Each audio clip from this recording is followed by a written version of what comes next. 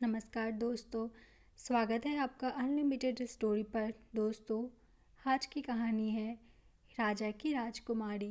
अगर ये कहानी आपको अच्छी लगे तो वीडियो को लाइक, शेयर और मेरे चैनल को सब्सक्राइब कीजिएगा।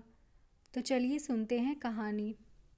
पत्नी अपने पति से कहती है, पता नहीं क्या हो गया है हमारी पायल को।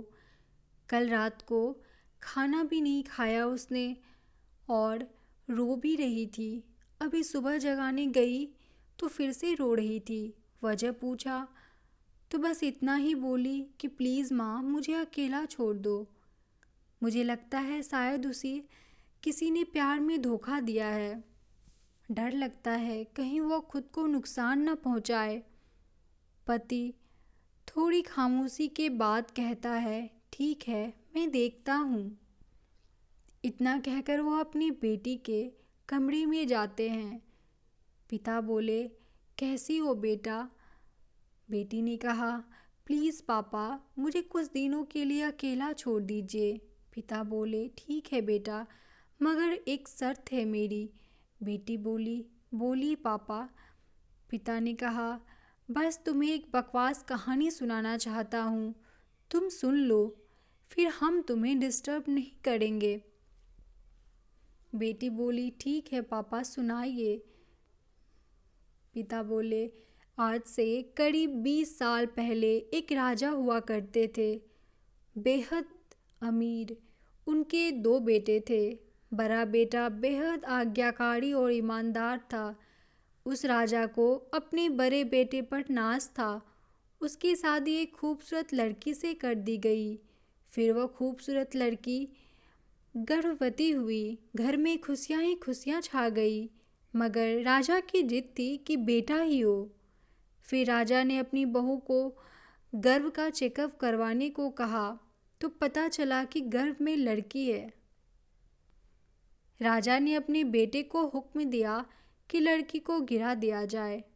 आखिर बड़ा बेटा आज्ञाकारी था, ना तो करेगा नहीं, मगर पता नहीं उस पागल बेवकूफ़ को क्या सूझा कि 2 दिन के बाद अपना राजपाट, धन दौलत, शानो शौकत सब छोड़कर अपनी गर्भवती पत्नी को लेकर महल से गायब हो गया। सच कहूँ तो वह बहुत बड़ा बेवकूफ़ और पागल था। लोग बेटियों को बोझ समझकर गर्भ में नष्ट कर देते हैं और वह एक बेवकूफ़ पागल एक बेटी के लिए तमाम सुख सुविधाओं को ठोकर मार दी। वह बाप की बात मानता तो आज उसकी जगह राजा होता। न जाने वह बेवकूफ़ बेटी के लिए बाप जाने किस हालत में होगा।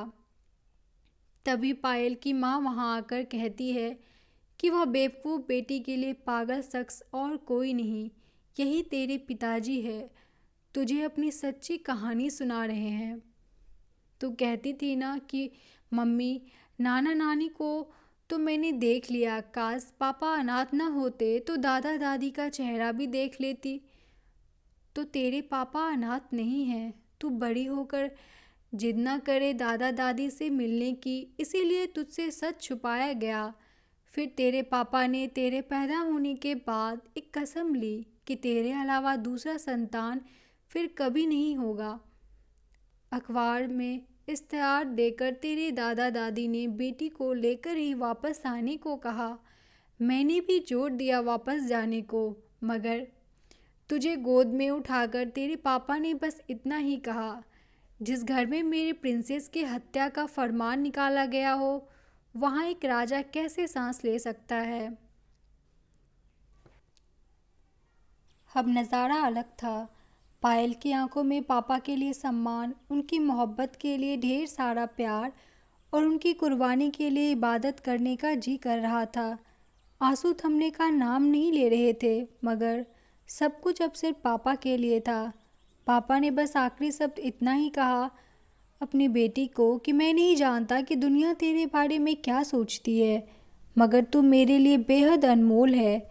भले मैं आज कहीं का राजा नहीं रहा, मगर तू कल भी, आज भी और सदा ही मेरी प्रिंसेस ही रहेगी।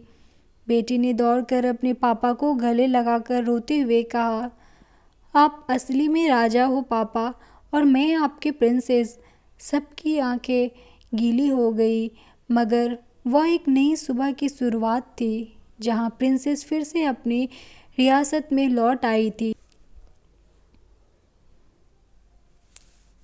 इस कहानी से हमें यही शिक्षा मिलती है कि जैसे जैसे बच्चे बड़े होते हैं, आपको उनमें एक अलग ही व्यक्तित्व दिखाई देगा, क्योंकि बच्चे हर दिन नई आदतों को विकसित करने की प्रवृत्ति रखते हैं।